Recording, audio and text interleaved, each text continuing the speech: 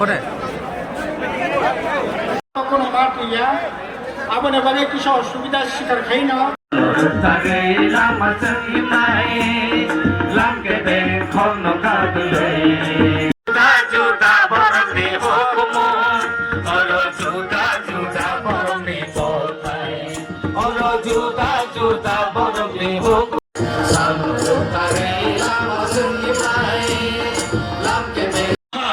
IPFT জোট সরকার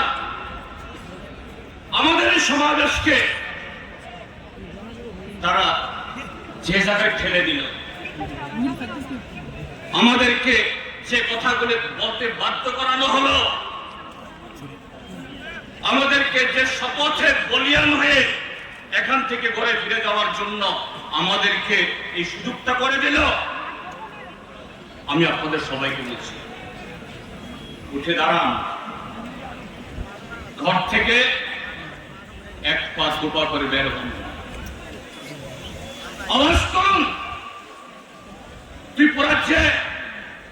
365 দিনের মধ্যে এমন একটা দিন বাদ যায় না, ধর্মনগর থেকে সাবরুম আপনারা দেখছেন, কোথাও ছাত্র, কোথাও কৃষক, কোথাও ক্ষেত মজুর, কোথাও জুমিয়া, কোথাও বেকার যুবক, তারা তাদের প্রতি যে বঞ্চনা,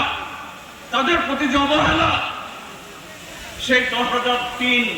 মাইক্রো বিলম্বিত শিক্ষক থেকে শুরু করে জেআরবিটি, সর্বশিক্ষা অভিযান, আরো নানা স্কিমে যারা আছে কর্মরত, আজকে সবার বিরুদ্ধে এবং ত্রিপুরাজ্যের প্রগতি, তাদের জন্য যা কিছু শুভ উদ্যোগ, এই রাজ্যের মধ্যে যা কিছু অর্জন, গণমুক্তি পরিষদ, কৃষক সভা, সিপিআইএম, বামফ্রন্টের হাত ধরে অর্জিত হয়েছে, কিভাবে নস্যাৎ করে সময়ে সময়ে যুগে যুগে উজ্জ্বল দলগুলোর দালালি করা যায়, সেই দালালি তারা করছে।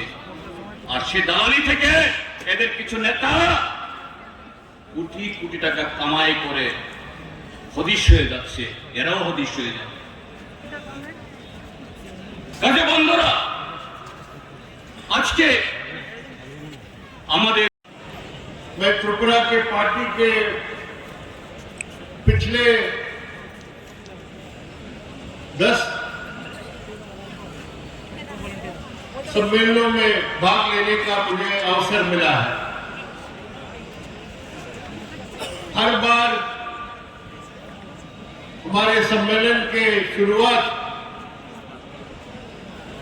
इस तरह के महासभा में शुरू होता था और हमेशा वो विवेकानंद मैदान में हमारा सम्मेलन होता था।